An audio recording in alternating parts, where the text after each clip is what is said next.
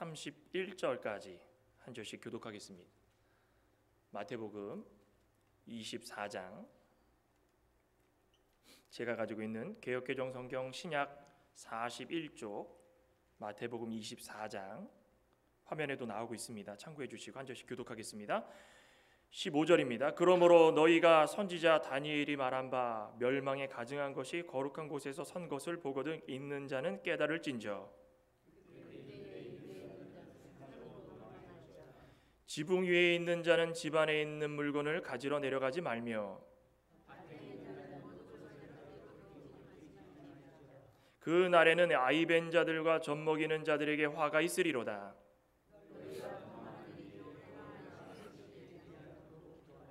이는 그때에 큰 환란이 있겠음이라. 창세로부터 지금까지 이런 환란이 없었고 후에도 없으리라.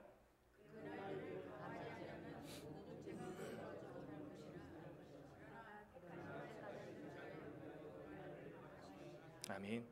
그때에 사람이 너희에게 말하되 보라 그리스도가 여기 있다 혹은 저기 있다 하여도 믿지 말라.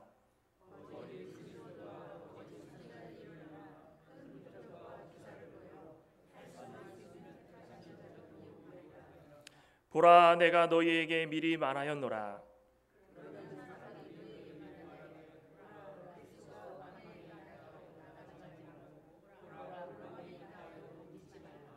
번개가 동편에서 나서 서편까지 번쩍임 같이 인자의 임함도 그러하리라.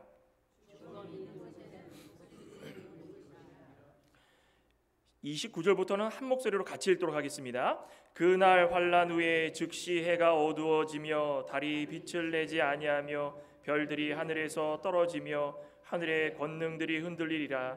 그때에 인자의 징조가 하늘에서 보이겠고 그때에 땅의 모든 족속들이 통곡하며 그들이 인자가 구름을 타고 능력과 큰 영광으로 오는 것을 보리라. 그가 큰 나팔 소리와 함께 천사들을 보내리니 그들이 그의 택하신 자들을 하늘 이 끝에서 저 끝까지 사방에서 모으리라. 아멘. 이 마태복음 24장 15절부터 교독을 했는데 우리 24절 후반부에 보면은 할 수만 있으면 택하신 자들도 미혹하리라 되어 있습니다. 그래서 오늘 제목을 택하신 자들도 미혹하리라. 같이 한번 따라해 볼까요? 택하신 자들도 미혹하리라. 택하신 자들도 미혹하리라. 지금까지 제가 말씀을 드리면서 처음은 이 성전에 관련돼서 말씀을 드렸다가 넓은 의미의 성전이 아닌 점차 좁혀지면서 신약 시대의 성전이 어떤 의미인가, 그 성전은 우리 개개인의 이 마음속에 우리 심령마다 성령님께서 함께 거하시면서 우리를 깨끗하게 정결하게 늘 이 안에 거하시면서 함께 살아가도록 원하신다. 우리는 다 성전이다. 말세가 돼가고 있을수록 과거에는 성전을 무너뜨리려고 했지만 지금 시대에는 성도 한 사람 한 사람을 무너뜨리려고 하는 시대가 되었다라는 것입니다. 지난주에도 그랬죠. 예루살렘이 무너지리라. 80년 동안 얼마나 애지중지하면서 헤롯 대왕이 성전을 지었는데 그거 한순간에 무너진다는 게 말이 되겠습니까? 예수님은 사흘 만에 다시 짓겠다. 어떤 의미인지도 몰랐습니다. 겉으로 보이는 성전에 모든 것을 쏟아붓고 애를 썼지만 정작 하나님께서 원하시는 것은 구원받아 하나님의 뜻대로 사는 모든 자들, 그 한 사람 한 사람의 그 심령을 보시고 계시다라는 것입니다. 오늘도 이 택하신 자들을 어떻게 미혹하는가, 그 부분이 나오는데 어떤 글에 이런 글이 있었습니다. 죽음은 끔찍하고 무섭고 잔인한 변종이다. 또 철저한 원수다. 그래도 우리는 죽습니까? 안 죽습니까? 한 번 태어난 인생들은 다 죽음을 향해 가고 있다는 것입니다. 100년, 1000년, 만년 살 분 아무도 안 계십니다. 하나님의 창조의 원리이기 때문에 누구도 예외 없이 죽음을 향해서 가고 있다. 이것은 인정해야 될 부분이라는 것입니다. 죄 많은 인간은 늘 이 죽음의 공포와 이 내면에 쌓여있는 이 죽음에 대한 스트레스 때문에 알게 모르게 얼마나 많이 준비하고 얼마나 많이 살아갑니까? 뭐 준비해봤자 어떤 게 준비하는 거겠습니까? 고작 뭐 생명보험을 들거나 아니면 좋은 음식 먹거나 좋은 의약을 통하여 가지고 나를 건강하게 만드는 것, 육신의 부패함을 조금이나 방지하려고 애를 쓰는 것, 그게 방법 아니겠습니까? 그러나 우리 그리스도인들에게 죽음은 어떤 의미입니까? 소망이다. 소망이다. 하나님을 믿지 않는 자들이 도저히 생각하고 납득하지 못할 만큼 우리에게는 죽음은 소망입니다. 왜냐하면 죽음은 끝이 아니라 죽음이 있은 이후에는 부활이 있고 심판이 있어서 하나님이 사랑하는 모든 백성들을 모아주시고 그들을 통하여서 영광 받으시기 때문에 우리 죽음은 소망이다. 이 공식과도 같다라는 것입니다. 그럼 우리 그리스도인들이 죽음을 어떻게 준비해야 되겠습니까? 어떻게 되겠습니까? 언제나 깨어서 때와 시기를 분별하고 어둠의 자리에서 벗어나서 빛 가운데 서서 빛의 갑옷을 입고 살아가는 것이 그 죽음을 준비하는 거 아니겠습니까? 지금까지 성전하면서 말씀드렸던 것이 다 이런 부분이었습니다. 그러면서 마침내 예수님이 재림할 그 날이 얼마 남지 않았기 때문에 그때가 되면은 하나님께서 택하신 모든 백성들이 하나님이 보내신 예수 그리스도를 향하여서 다 부활의 몸으로 올라간다는 것입니다. 그러니 우리는 그때가 되기 전까지 빛의 갑옷을 입으면서 준비하며 또 무엇을 준비해야 되겠습니까? 미혹되지 않도록 준비해야 되는 것입니다.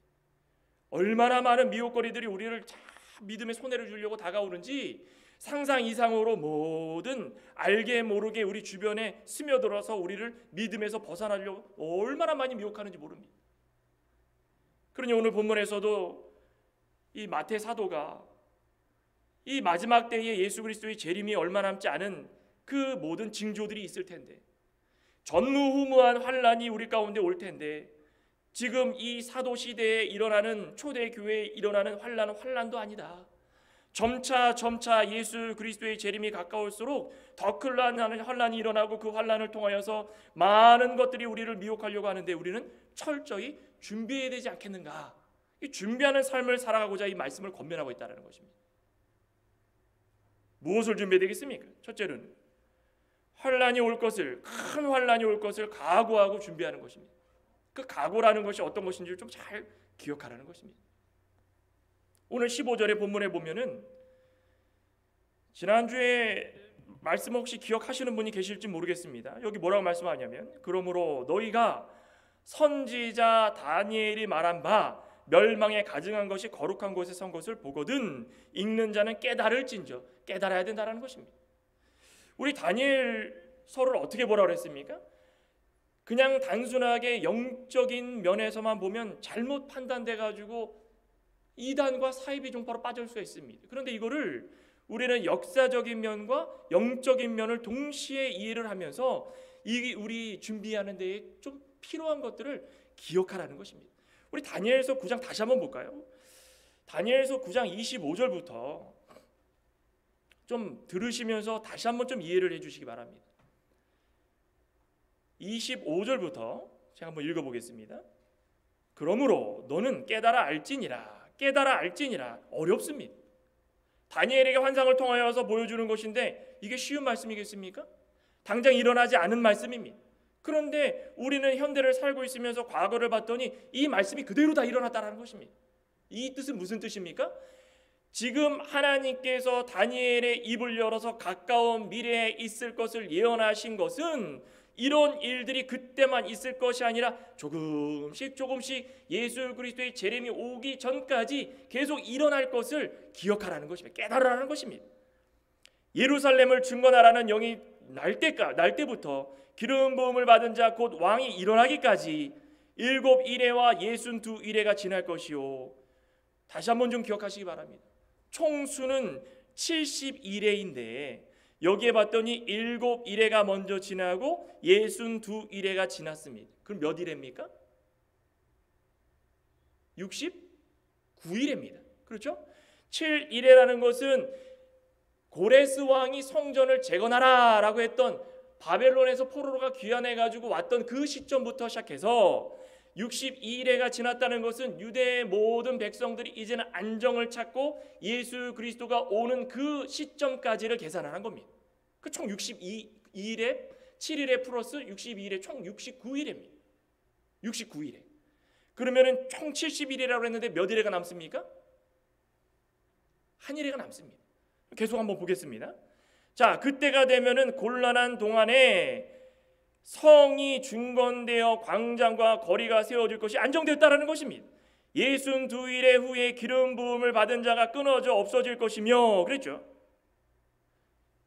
7일회와 62일회, 69일회가 지나갔더니 이제 마지막 7일회가 올 텐데 그때가 되면은 예수님께서 오셔가지고 기름 부음 받은 자, 즉 예수 그리스도가 이 세상에 오셔서 하나님의 말씀을 선포하시고 3년 공생의 기간 동안에 고통당하시고 십자가상에 달려 죽으시고 거기서 하늘나라로 승천하셨다는 것입니다. 그러면은 여기 보면 26절 다시 한번 보겠습니다. 62일의 후에 기름 부음을 받은 자가 끊어져 없어질 것이며 장차 한 왕의 백성이 와서 그 성읍과 성소를 무너뜨리려니와 그의 마지막은 홍수에 휩쓸림 같을 것이며 또 끝까지 전쟁이 있으리니 황폐할 것이 작정되었느니라. 예수님께서 하늘로 승천하신 이후에 시간이 지나가지고 70년이 되었을 때에 예루살렘 성전이 완전히 무너졌습니다. 누구에 의해 무너졌습니까? 로마라는 이 대제국에 의해 무너졌다는 것입니다. 그러면 25절과 26절까지 역사적으로 이루어졌습니까? 안 이루어졌습니까? 이루어진 것입니다. 성경은 1.1핵이라도 헛되이 쓴 것이 없고 이루어질 것이 아무것도 없고 지금도 이루어지고 있다는 것입니다. 그런데 27절 봤더니 그가 장차 많은 사람들과 더불어 한 일해 동안에 언약을 굳게 맺고 예수님께서 이 세상에 공생의 기간 동안에 있으신 동안에 과거의 율법들 다 정리하시고 완전케 하셔서 이제는 온전히 하나님께만 영광 돌릴 수 있는 그 구원을 열어주신 것입니다. 그 일의 절반의 제사와 예물을 금지할 것이며 일의 절반, 아까 69일에 마지막으로 한 일회가 남았다 그랬죠. 근데 일의 절반이랍니다. 7일의 절반은 몇입니까? 3.5죠. 그러니까 3.5. 그래서 우리는 뭐라 그러냐, 에스겔 선지자는 1일을 1년으로 봅니다. 1회라는 것은 7일이죠. 이게 계산을 하면은 69일에 하면은 몇이 나옵니까? 483년이 나옵니다. 그러면 마지막 7일을 계산을 하면 7년이 남습니다. 7년의 절반 그랬으면은 몇입니까? 3.5, 3년 반. 3년 반 동안에 예수님께서 공생의 기간 동안 활동을 하시고 마지막 동안에 나머지 3년 반 동안에는 많은 고통 가운데 스데반 집사가 순교하고 사도들이 고통받고 이런 일들이 일어났다는 것입니다. 이건 역사적 사실입니다. 그런데 우리 다니엘 12장을 한번 볼까요? 12장에 보면 12장 5절부터 보면 가까운 미래에 대해서 이렇게 말씀을 합니다. 나 다니엘이 본즉 다른 두 사람이 있어 하나는 강 이쪽 언덕에 섰고 하나는 강 저쪽 언덕에 섰더니 두 천사가 언덕에 섰습니다. 그 중에 하나가 세마포 옷을 입은 자 곧 강물 이쪽에 있는 자에게 이르되, 강물 이쪽에 세마포 입은 분이 한 분 계시는데 그게 누구겠습니까? 그리스도라는 것입니다. 이 놀라운 일의 끝이 어느 때까지 하겠느냐? 7절에 봤더니 내가 들은즉 세마포로를 입고 강물 위쪽에 있는 자가 자기의 좌우 손을 들어 하늘을 향하여 영원히 살아계시는 하나님을 가리켜 맹세하되, 그 다음에 뭐라 했습니까? 한때 두때 반때를 지나 성도의 권세가 깨지기까지. 한때 두때 반때 몇 년입니까? 3년 반이라는 것입니다. 그때가 지나면 성도의 권세가 깨어지고, 그 계속 한번 읽어보겠습니다. 다 끝나리라. 왜 끝나냐면 전반에 한때, 두때, 세때 반, 3년 반이 지나고 나면 예수님께서 공중 재림을 하시기 때문에 그렇습니다. 8절에 봤더니 내가 듣고도 깨닫지 못하는지라. 아무리 이야기해도 깨닫지 못했습니다. 지금 들어도 깨닫지 못하고 과거에도 깨닫지 못하고 믿음이 있고 하나님을 바라보는 자들은 깨닫는다는 것입니다. 내가 이르되 내 주여 이 모든 일의 결국이 어떠하겠습니까? 이제 다니엘이 물어봅니다. 그가 이르되 다니엘아 갈지어다. 이 말은 마지막 때까지 간수하고 봉합할 것임이니라. 끝까지 지키라는 것입니다. 하나님의 말씀을 헛되이 여기지 말고 지키라는 것입니다. 많은 사람이 연단을 받아 스스로 정결하게 하며 희게 할 것이나 악한 사람은 악을 행하리니, 하나님의 말씀을 지키려고 애를 쓰는 하나님의 백성들, 그리스도인들, 참된 그리스도인들은 수많은 연단을 통해 가지고 또 받고 또 받아도 그 말씀을 깨달아서 스스로 정결케 하려고 애를 쓴다라는 것입니다. 반면에 악한 사람은 악으로 행하는 것입니다. 어둠에 속한 사람은 어둠에 빠진다라는 것입니다. 악한 자는 아무것도 깨닫지 못하되 오직 지혜 있는 자들은 깨달으리라. 11절 보시기 바랍니다. 매일 드리는 제사를 폐하며 멸망할 가증한 것을 세울 때부터 1290일을 지날 것이요. 이거는 가까운 미래입니다. 우리 중간기라는 게 있습니다. 말라기부터 마태복음 사이에 하나님께서 계시가 중단된 시기가 있습니다. BC 167년경에 헬라에서 빠져나와서 분파가 된 왕 중에 아주 못된 왕이 있었습니다. 누구라고 그랬습니까? 안티오쿠스 에피파네스라는 왕이 있습니다. 실제로 그 왕이 성전에 들어와서 제사를 폐하고 모든 것을 멸망할 가증한 것으로 채우고 돼지의 부정한 피를 뿌리고 이런 일들이 막 자행됐다는 것입니다. 그런데 분명한 것은 끝이 있다. 그들도 끝이 있었습니다. 그런 핍박과 환란이 끝이 없이 계속 일어났습니까? 그들도 멸망하고 마침내 유대 백성들이 자유를 찾은 시기가 있었다는 것입니다. 근데 여기 뭐라고 그럽니까? 1290일을 지날 것이요. 1290일, 제가 질문 한번 해보겠습니다. 1290일에서 30일 뺀 1260일은 무엇일까요? 우리 1년을 12달로 보고 한 달을 30일로 계산해서 1년이 360일 맞습니까? 360일, 360일, 360일 절반을 180일 다 더하면 몇이 나옵니까? 1260일이 나온다는 것입니다. 3년 반 1260일인데 거기다가 몇을 더했습니까? 30일. 한 달이 지나고 그 다음에 12절에 기다려서 1395일 45일이 또 지나고 나면 그때 뭐라 그랬습니까? 그 사람은 복이 있으리라. 13절에 너는 가서 마지막을 기다리라. 평안히 쉬게 될 것이라는 것입니다. 전 3년 반 동안에 엄청난 환란이 있고 핍박이 있고 그리스도를 무너뜨리려고 아무리 애를 써도 끝이 있는데 그 끝은 조금 더 예수님께서 오시는 그 시간 30일이 지나고 45일이 지나고 이 숫자적인 개념이 아니라 어느 순간에 3년 반이 지난 어느 순간에 예수님께서 와라 그러면 어떻게 됩니까? 우리 믿는 모든 자들 먼저 죽었던 자들이 먼저 부활을 하고 우리 믿는 자들이 다 공중으로 올라간다는 것입니다. 이것을 위해서 우리는 견디고 버텨야 되는 것입니다. 그런데 오늘 본문 중에 어떻게 버티라고 그럽니까? 본문으로 다시 와서 우리 16절부터 보면 이렇게 말씀합니다. 그때 유대에 있는 자들은 산으로 도망할지어다. 지붕에 있는 자는 집 안에 있는 물건을 가지러 가지 말지니라. 밭에 있는 자는 겉옷을 가지러 뒤로 돌이키지 말지니라. 그날에는 아이벤즈들과 젖먹이는 자들에게 화가 있도다. 너희가 도망하는 일이 겨울에나 안식일에 되지 않도록 기도하라. 이는 그때에 큰 환란이 있겠음이라. 창세로부터 지금까지 이러한 환란이 없었고 후에도 없으리라. 믿으십니까? 여기 믿어야 되는 것입니다. 믿지 않고는 깨달을 수가 없습니다. 우리 하나님께서 방법을 알려주셨죠. 어떻게 하라는 게 방법입니까? 피할 방법이 무엇입니까? 하나님께서 피할 길을 열어주신다라는 것입니다. 우리 스스로 고통과 환난을 이겨낼 수 없다라는 것입니다. 하나님께서 피할 길을 주실 때에 그것만 순종하고 따라가면 고통과 환난과 믿음을 지킬 수 있는 길이 열리게 될 것이라는 것입니다. 이거 믿으시기 바랍니다. 우리 고린도전서 10장에 사도 바울이 뭐라고 했습니까? 13절에 사람이 감당할 시험 밖에는 너희가 당한 것이 없나니 오직 하나님은 믿부사 너희가 감당치 못할 시험 당함을 허락하지 않는다라는 것입니다. 만약에라도 시험을 당할 즈음에는 피할 길을 내어서 능히 감당토록 해주실 것이다. 이거 믿으셔야 되는 것입니다. 우리 스스로 뭔가를 하려는 거 아닙니다. 우리 스스로 우리 능력과 지혜로 해결하려고 아무것도 할 수 없다는 것입니다. 과거에 로마가 쳐들어왔을 당시에도 항전하려다 죽은 사람도 있지만은 내부에서 내분이 일어나서 죽은 자들이 너무 많았다고 했습니다. 기억나십니까? 스스로 하나님의 말씀을 어기고 뭔가 해보려고 하다 죽은 사람이 너무 많다는 것입니다. 과거에 소돔성에 롯이 있었습니다. 얼마나 하나님 보시기에 눈뜨고 볼 수 없을 만큼 시집가고 장가가고 그들 가운데 동성연애고 뭐고 간에 너무 타락했습니다. 안 되겠다. 내가 너희들을 불로 심판할 것이다. 롯과 가족에게 도망가라. 빠져나가라. 그때 뭐라 그랬습니까? 가면 되는 것입니다. 피할 길을 주신 것입니다. 근데 롯의 부인은 어떻게 했습니까?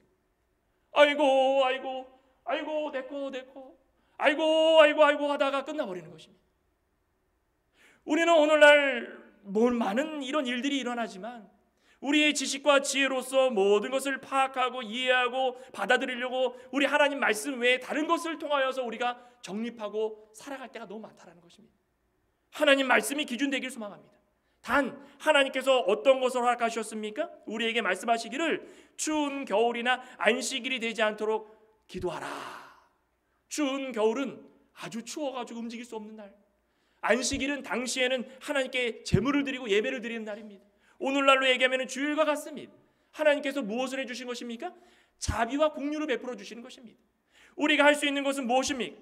하나님께서 원하시는 대로 피해야 되는데 추워서 피하지 못하고 아무것도 하지 못하고 예배를 드리는데 어떻게 피하겠습니까? 당연한 것은 예배를 드리는 날 예수님 오시면 그만큼 좋은 것이 없다는 것입니다. 하나님의 자비와 공유를 베풀어 주시는 것을 기억하고 간구하고 기도하라는 것입니다. 예배드리다 죽으면 좋습니다. 마지막 환난까지 끝까지 견디다가 인내하다가 하나님께서 피할 길을 주실 때에 피하면 좋고, 예배드리다 죽으면 더 좋고, 지혜에 있는 성도 간에 우리가 어떻게 해야 되는지 기도하며 간구하며 하나님께 매달리라는 것입니다. 환난은 지금까지 겪었던 우리 시험, 연단 이런 것과 비교할 수 없을 만큼 너무 큰 환난이 우리께 다가오고 있다는 것입니다. 또 한 가지는 거짓 선지자들이 일어나서 미혹합니다. 야, 이거 중요합니다. 우리 22절 본문에 뭐라고 했습니까? 그날을 감하지 아니하면 모든 육체가 구원을 얻지 못할 것이나 그러나 택하신 자들을 위하여 그날을 감하시리라. 택하신 자들을 위하여 그날을 감하시리라. 감흥이 없으시네요. 자, 이게 얼마나 귀한 말씀인데 아멘 안 하십니까? 우리? 저는 다른 것보다도 이 부분에 있어서는 아멘을 좀 해야 될 것 같습니다. 하나님께서 택하여 주신 자들을 위하여서 감하여 주신다라는 것입니다. 이게 얼마나 자비롭고 긍휼히 베풀어 주신 하나님이십니까?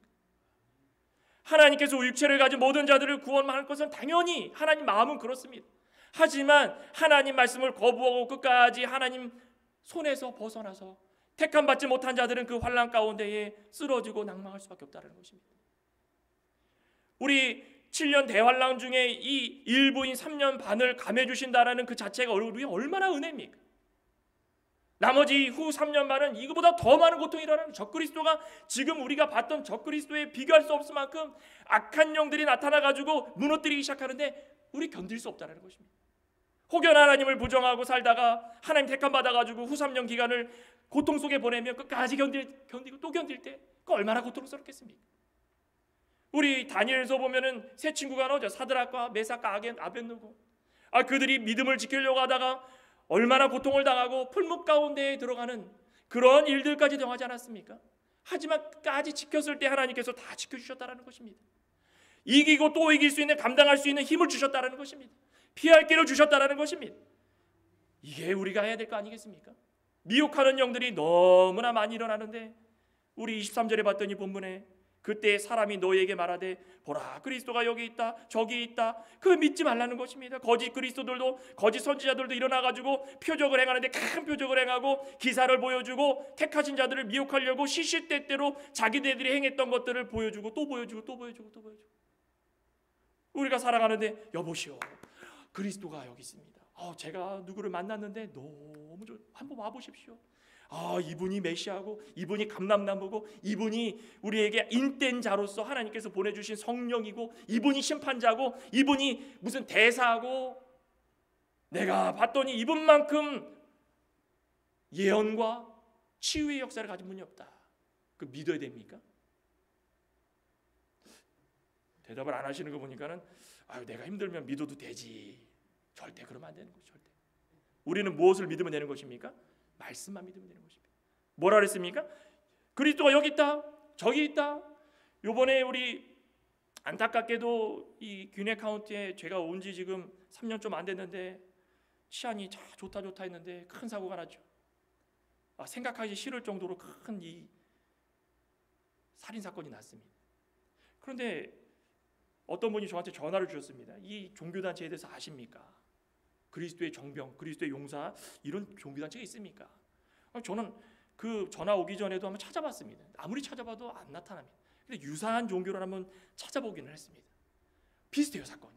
그러니까 아마도 이런 거에 미혹이 돼가지고 그들 스스로 만들어가지고 자체적으로 종교화해서 이런 사건이 일어나지 않았는가. 1919년 2월에 오클랜드 캘리포니아에서 이 기독교 가정에 한 아들이 태어납니다. 아버지는 스웨덴 분이고 어머니는 기독교 가정이지만 무교였습니다. 어머니가 첫 아들을 낳고 척추에 문제가 생겨서 5년 동안 장애를 입었는데, 장애를 입고 살다가 남편과 남은 인생 복음을 전하자 이쪽 저쪽 헌신하다가 치유의 역사를 체험합니다. 그 치유 역사를 체험하고 나서 이단과 같은, 그 당시에는 몰랐죠, 교리들을 정립해서 그 교단에 선포하고 설파하고 다녔습니다. 그러다가 출교가 된 이후에 나와서 자신들이 종교단체를 만들기 시작합니다. 그 이후에 아들이 성장해가지고 데이비드 벌드라는 그 이름을 가지고 1968년에 The Teens for Christ라는 이름으로 최초 설립을 하고, 그 이후에 The Children of God이라는 이름으로 변경을 하고, 1975년에 The Family of Love라는 이름으로 개명을 하고, 1991년에 The Family International이라는 이름으로 개명을 하고, 그리고 나서 이 설립자인 데이비드 버그는 1994년 도망 다니다가 잠적해 있다가 포르투갈에서 사망합니다. 그런데 그 이후에 두 번째 부인이었던 카렌이 그 이단 단체를 이끌어서, 그 당시가 1994년 2000년 중반이었어요. 그 사이였으니까 50여 개국에서 성인 6,000명, 아이 3,000명의 교인들을 데리고 활동했었다는 겁니다. 그런데 이 한때 이 교단이요, 이 교주가 사람들을 모으기 시작하는데 35,000명까지 모았답니다. 그 안에는 헐리우드 유명 배우 부모들도 있었습니다. 박사들도 있었습니다. 교수들도 있었습니다. 평범한 사람부터 시작해서 지식적으로 활동하는 많은 공인들도 있었다는 것입니다. 그런데 이들이 활동하는 게 뭔지 아십니까? 혹시 베어 그릴스 스타일이라는 그 생존법 아십니까? 우리는 광야로 나가야 된다. 그러니 지금 살고 있는 집 버리고 우리와 모이자. 재산 다 바쳐라. 다 모여서 집단으로 모여서 생존 기술을 배우고 작은 동물을 잡아먹는 법을 배웠답니다. 이것은 끝이 아닙니다. 교주에게 성상납, 잦은 폭행, 또 말로 할 수 없는 수많은 이 고통 속에 살도록 했는데도 불구하고 사람들은 그 자리에서 벗어날 수 없었다는 것입니다. 그런데 이거를 그 안에서 이름 뭐였? 제가 지금 이름이 기억이 안 나네. 잠시만요. 제가 한 사람이 있었습니다. 이 사람이 인터뷰를 했는데 나타샤라는 그 여인이 그 부모가 그 단체에 빠져 있어가지고 그곳에서 태어났답니다. 태어나가지고 18년 동안 살아가다가 38세인가요? 그때 돼가지고 나와서 이게 잘못됐구나 세상에 알렸는데, 18년 동안 자라나면서 어린 아이 때부터 18살 때까지 성적 학대를 수없이 받았다는 것입니다. 그런데도 부모는 어떡합니까? 우리의 신이다, 우리의 교주다, 병을 고쳐준다. 그러면서 그들이 했던 교리 중에 한 가지 교리가 무엇인지 아십니까? 7년 대환란이 일어날 것이다. 7년 대환란이 일어나면 우리는 이제 그거 준비해야 된다. 그러니 모여라. 그리고 나서는 어떡합니까? 예수님께서 재림하실 것이다. 세컨 커밍 오브 크라이스트를 대문짝만하게 붙여놓고 그걸 외치고 다니는 것입니다. 그럼 뭐합니까? 두려워하는 것입니다. 깨달음이 없는 자들은 두려워하는 것입니다. 1900 몇 년에 올 것이다. 1900 몇 년에 올 것이다. 그들이 얼마나 얘기했는지 아십니까? 캘리포니아에 지진이 일어나고, 또 1989년에 대환란이 일어나고, 1993년에 재림이 있을 것이다. 준비하자. 뭐가 잘못됐습니까? 문제 하나 내겠습니다. 뭐가 잘못됐습니까? 뭐가 잘못됐습니까? 네, 뭐라고 말씀하시는데, 자, 우리 베드로후서 3장 한번 보시랍니다. 베드로후서 3장. 베드로후서 3장. 자, 8절 한번 보시거나 8절. 사랑하는 자들아, 주께는 하루가 천년 같고 천년이 하루 같다는 이 한 가지를 잊지 말라. 주의 약속은 어떤 이들이 더디다고 생각하는 것 같이 더딘 것이 아니라 오직 주께서 너희를 대하여 오래 참으사 아무도 멸망하지 아니하고 다 회개하게 이르기를 원하시느니라. 그러나 주의 날이 도적같이 오리니 그날에는 하늘이 큰 소리로 떠나가고 물질이 뜨거운 풀에 풀어지고 땅과 그 중에 있는 모든 일이 드러나리라. 도적같이 온다. 하나님께서 오시는 그 날과 때를 누구만 한다 그랬습니까? 아버지만 하시는 것입니다. 아버지만. 우리가 누구라고? 우리가 다 죄인이고 다 일평생 살다가 죽을 수밖에 없는 다 불쌍한 인생들인데 우리가 무슨 심판자고 우리가 어떤 자라고 오늘날을 예비해가지고 그날을 다 준비하자 1993년 몇 월에 오신다. 그거 믿지 말라는 것입니다. 이렇게 말씀을 통하여 가지고 선포하는데도 불구하고 따라가는 자들이 너무 많다라는 것입니다. 우리 사도행전 21장의 38절에 보시면은 초대교회 당시에도 사도 바울도 있었고 베드로도 있었고 요한도 있었고 하나님의 12 제자가 있었는데도 불구하고 모세라고 하는 사람이 나타나가지고 4,000명을 거느려가지고 광야로 이끌어가가지고 감난산에서 집고하면서 이제 예수님이 오신다. 그때도 있었다라는 것입니다. 그때 있었는데 오늘 안 있겠습니까? 이런 자들은 어느 때나 있습니다. 왜 있습니까? 오늘 본문으로 다시 돌아와가지고 보라 그리스도가 여기 있다 저기 있다 믿지 말라는 것입니다. 그 사람들은 할 수만 있으면 우리를 미혹하게 할 텐데 믿지 않는 자도 미혹하고 택하신 자들도 미혹하는데 무엇으로 미혹합니까? 표적과 기사로 미혹하는 것입니다. 나 병이 나았다. 내가 이렇게 아팠는데 기도받았더니 안수기도 받았더니 나았다. 위험한 것입니다.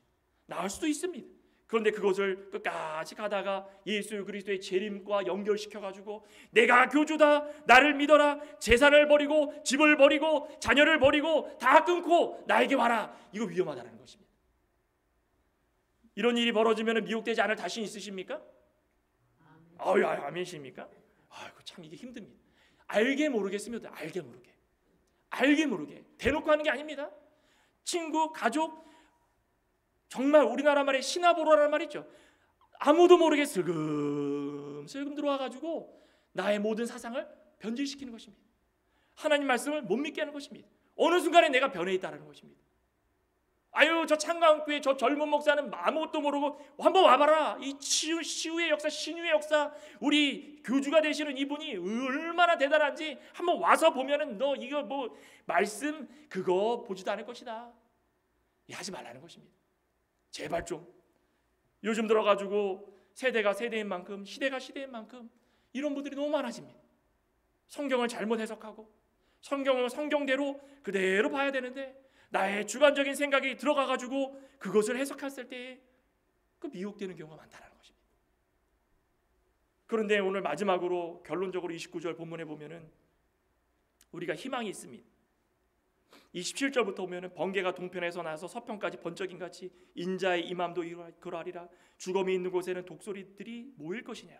그날의 환난 후에 즉시 해가 어두워지며 달이 빛을 내지 아니하며 별들이 하늘에서 떨어지며 하늘의 권능들이 흔들리리라. 그때 인자의 징조가 하늘에서 보이겠고 그때 땅의 모든 족속들이 통곡하며 그들이 인자가 구름을 타고 능력과 영광으로 오는 것을 보게 되리라.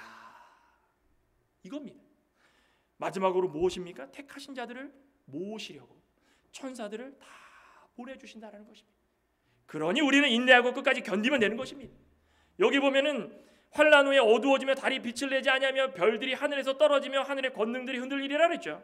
해는 진리입니다. 말씀, 달은 교회입니다. 지금 우리가 있는 이 모든 개개인의 성도들이 있고 또 함께 모여서 하는 교회 공동체, 또 별들이 지혜 있는 자나 이 별들은 이 지혜 있는 자, 우리 교역자들, 하나님의 말씀을 선포하는 자들, 또 지도자들. 환난과 모든 것이 있더라도 현실에 타협하는 자들이 되어서는 안 된다는 것입니다. 현실주의, 인본주의, 세속주의 우리 교회 안에 머물지 못하도록 우리가 나서야 된다는 것입니다. 교회의 역할을 감당하지 못하도록 막는 모든 세력들 가운데 빛을 잃은 성도가 되지 말라는 것입니다. 빛만 간직하고 살아가면 하나님께서 어찌하든 간에 마침내 오실 때에 믿지 않는 자들은 통곡하고 예수 그리스도를 믿는 모든 자들은 능력과 영광 가운데 끌어올림을 당하여서 그 나팔과 함께 천사들을 다 보내주시는데, 본문 31절 다 같이 한번 읽어보고 마치겠습니다. 31절입니다. 그가 큰 나팔 소리와 함께 천사들을 보내리니 그들이 그의 택하신 자들을 하늘 끝에서 저 끝까지 사방에서 모으리라. 이겁니다. 이거 우리는 다 택함받은 백성인 줄 믿습니다. 하나님께서 우리에게 이런 모든 것들을 허락하신 것도 우리의 믿음을 테스트하기 위해서, 시험하기 위해서 한 줄 알고, 이 어지럽고 힘들고 불안전하고 이 리비아에 홍수가 나가지고 사람 죽는 거 보십시오. 너무 쉽습니다. 사람이 죽어나가는 게 너무 쉬운 세대가 되었다는 것입니다. 지진이 일어나서 10,000명 죽고, 홍수가 일어나서 20,000명 죽고, 전쟁이 일어나서 50만 명 죽고, 기근으로 몇만 명 죽고, 이렇게 많은 일들이 벌어지고 시시때때로 기근과 처처의 소문과 난리와 전쟁과 이런 일들이 우리 가운데 보여주고 있는데도 불구하고 아직도 기도가 부족하고, 아직도 시간이 부족하고, 아직도 하나님을 찾는 것이 부족하면 언제 하겠습니까? 하나님께서 피할 길을 주실 때에 우리는 순종하며 환난을 견딜 수 있도록 기도하는 하나님의 복된 성도 되시길 간절히 소망합니다. 기도하시